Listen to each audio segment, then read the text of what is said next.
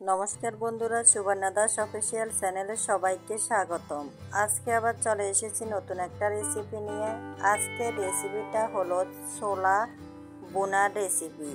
এই ছোলা বোনার রেসিপি আমি কিভাবে বানাবো তা দেখতে হলে পাশে থাকতে হবে। দেখুন বন্ধুরা, এখানে আমি সিদ্ধ করে ছোলার ডাল রেখেছি, আর এখানে আলু সিদ্ধ করে রেখেছি, আর এখানে আমি পেঁয়াজ কুচি করে নিয়েছি, আর আদা রসুন বাটা নিয়েছি, আর 3টা কাঁচামরিচ ছিলে নিয়েছি। এবার আমি চুলোতে একটা কড়া বসিয়ে দিলাম। কড়া ভালো করে গরম করে নিয়েছি। এবার এখানে আমি পরিমাণ মতো তেল দিয়ে দিলাম। তেল গরম করে নিয়েছি। এবার এইখানে আমি একটা তেজপাতা ছিঁড়ে দিয়ে দিলাম। তেজপাতা একটু লাড়িয়ে দিচ্ছি। এবার আমি এখানে দিয়ে দিলাম পেঁয়াজ কুচি। পেঁয়াজ কুচি আমি ভালো করে তেলের সাথে ভেজে নেব 1 মিনিটের মতো।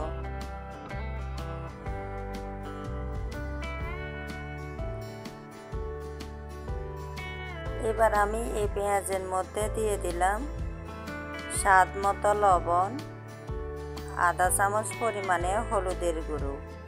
লবণ হলুদের গুঁড়ো দিয়ে ভালো করে কষিয়ে নেব।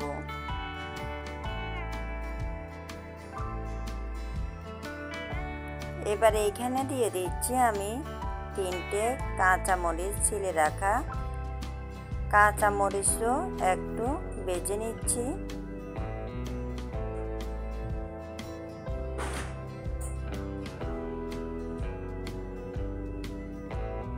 এবার আমি দিয়ে দিলাম আদা রসুন বাটা।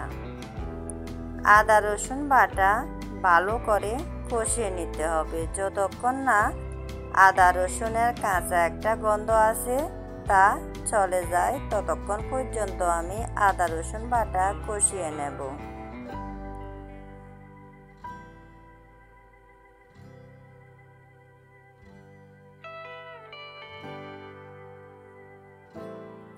এবার এখানে দিয়ে দিলাম আমি আধা চামচ পরিমাণে জিরের গুঁড়ো, আধা চামচ পরিমাণে ধনিয়ার গুঁড়ো। জিরের গুঁড়ো ধনিয়ার গুঁড়ো দিয়ে আবারও আমি কিছুক্ষণ কষিয়ে নেব।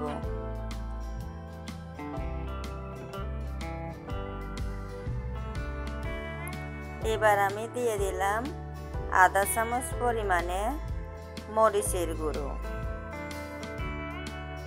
মরিচের গুঁড়ো দিয়ে আবারও আমি কিছুক্ষণ কষিয়ে নিচ্ছি। দেখুন বন্ধুরা, মশলা আমি প্রায় কষিয়ে নিয়েছি। এবার আমি এখানে দিয়ে দিলাম সিদ্ধ করে রাখা আলু, হাত দিয়ে ভেঙে দিয়ে দিলাম। সাথে একটু জলও দিয়ে দিলাম। শুকনো মশলা প্রায় কড়াইয়ের সাথে লেগে যাচ্ছে, তাই একটু জল দিয়ে দিলাম। এবার আমি ভালো করে এই আলু কষিয়ে নেব মশলার সাথে।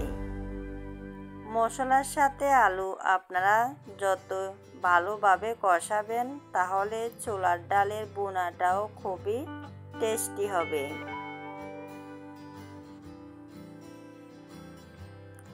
আমার এই রেসিপিটা যদি আপনাদের ভালো লাগে তাহলে লাইক কমেন্ট শেয়ার করে দেবেন। আর নতুন কোনো বন্ধু যদি আমার এই রেসিপির ভিডিওটা দেখে থাকেন, অবশ্যই আমার চ্যানেলটাকে সাবস্ক্রাইব করে দেবেন এবং নোটিফিকেশান অন করে দেবেন। যখনই আমি নিত্য নতুন ভিডিও ছাড়বো, প্রথমে আপনাদের কাছে পৌঁছে যাবে। এবার এখানে আমি দিয়ে দিলাম একটা টমেটো টুকরো করে নিয়েছি, তা দিয়ে দিলাম। টমেটো দিলে কালারটাও ভালো আসবে আর খেতেও ভালো লাগবে।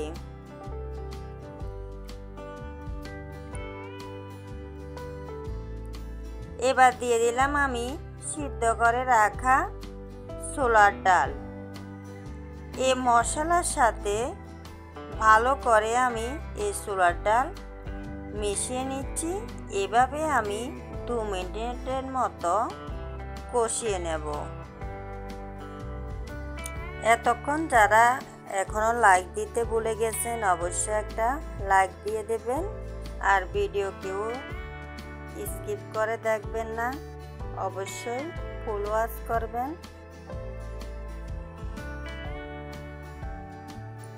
দেখুন বন্ধুরা, আমি ভালো করে মশলার সাথে ছোলা ডাল কষিয়ে নিয়েছি।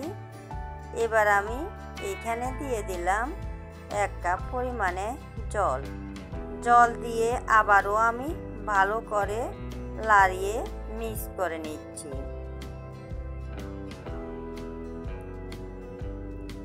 ভালো করে মিক্স করে নিয়েছি। এবার আমি 5 মিনিটের জন্য ঢাকনা দিয়ে দিলাম। 5 মিনিট পর চলে এসেছি। দেখুন ঢাকনা তুলে নিয়েছি। আবারও আমি ভালো করে একদম নিচ থেকে লাড়িয়ে দিচ্ছি, যাতে কড়াইয়ের সাথে লেগে না যায়। দেখুন বন্ধুরা, আমি যে জল দিয়েছি জলও প্রায় শুকিয়ে গিয়েছে। ভালো করে আমি লাড়িয়ে চাড়িয়ে আরও 2 মিনিটের মতো আমি রান্না করে নিচ্ছি। এবার আমি এখানে দিয়ে দিলাম গরম মশলার গুঁড়ো। গরম মশলার গুঁড়ো দিয়ে আবারও আমি ভালো করে ছোলা ডালের সাথে মিক্স করে নিচ্ছি।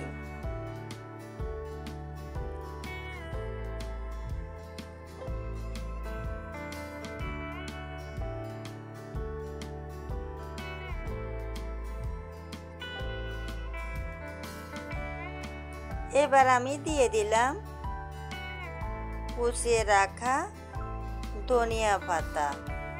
ধনিয়া পাতা দিয়ে আমি আবারও ভালো করে লাড়িয়ে মিক্স করে নিয়েছি। দেখুন বন্ধুরা, আমার ছোলার ডাল বোনা করা রেডি হয়ে গেল। এবার আমি চুলোটা বন্ধ করে দিলাম। দেখুন বন্ধুরা কেমন হয়েছে, দেখতে যেমন সুন্দর হয়েছে, খেতেও খুব দুর্দান্ত লেগেছে। এবার আমি পরিবেশনের জন্য নামিয়ে নিচ্ছি।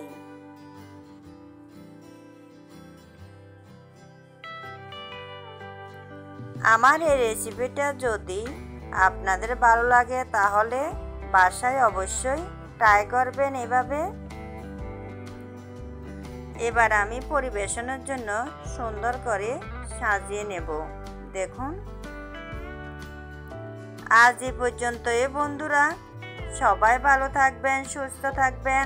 আবার চলে আসব নতুন একটা রেসিপি নিয়ে। সবাই ভালো থাকবেন, সুস্থ থাকবেন। দেখুন বন্ধুরা, আমি ছোলা বোনা সুন্দর করে সাজিয়ে নিয়েছি। এভাবে যদি পরিবেশন করেন দেখতেও খুব ভালো লাগবে। এতক্ষণ আমার পাশে থেকে আমার নতুন পুরাতন বন্ধুরা আমার ভিডিওটা ফুল ওয়াচ করার জন্য সকলকে ধন্যবাদ।